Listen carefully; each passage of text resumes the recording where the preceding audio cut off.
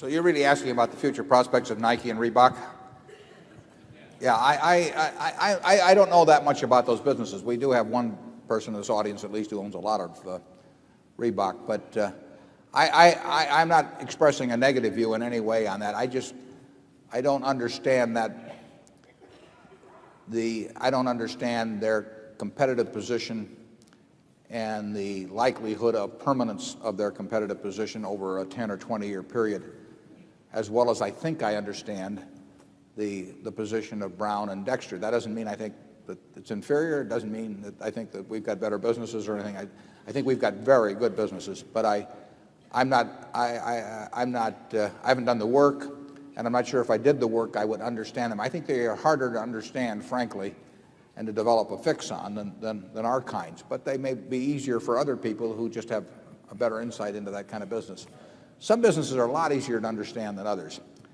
And Charlie and I don't like difficult problems. I mean, if something is hard to figure, you know, I mean, we'd rather multiply by 3 than by pi. I mean, it's just easier for us. Charlie, I mean,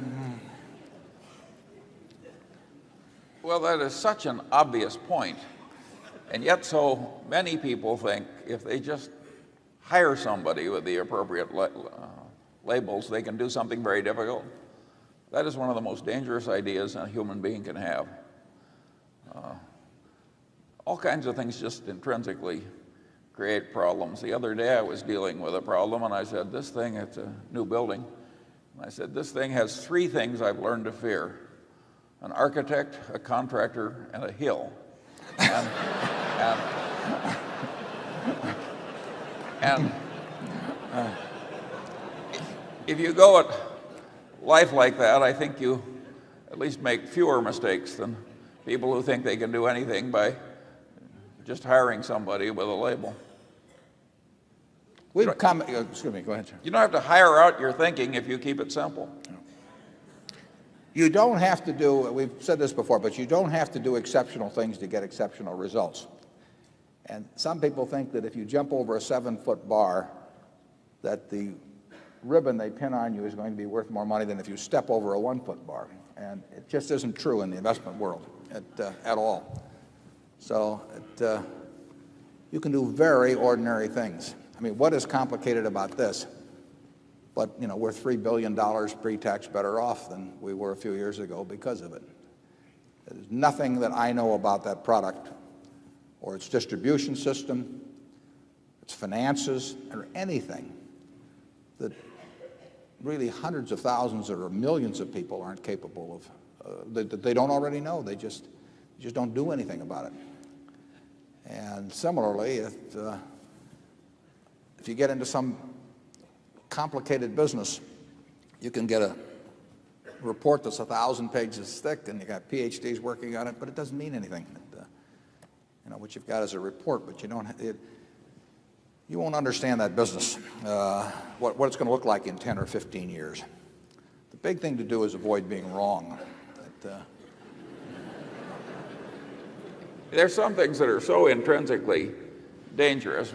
Another of my heroes is Mark Twain, who looked at the promoters of his day and he said, a mine is a hole in the ground owned by a liar. And that's the way I've come to look at projections. I mean, basically, I can remember Warren and I were offered $2 million worth of projections once in the course of buying a business, and the book was this thick. And for nothing. And we were given it for nothing, and we wouldn't open it. You know, we'd almost pay $2 million not to look at it. I mean, it's ridiculous. I do not understand why any buyer of a business looks at a bunch of projections put together by a seller or his agent. Or his agent. I mean, you can almost say that it's naive to think that that has any utility whatsoever. We just are not interested.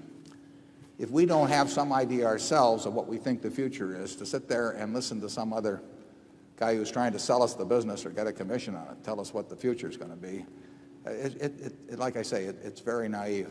Yeah, and 5 years out. Yeah. We had a line in the report one time, don't ask the barber whether you need a haircut. And it's quite applicable to projections by sellers of businesses.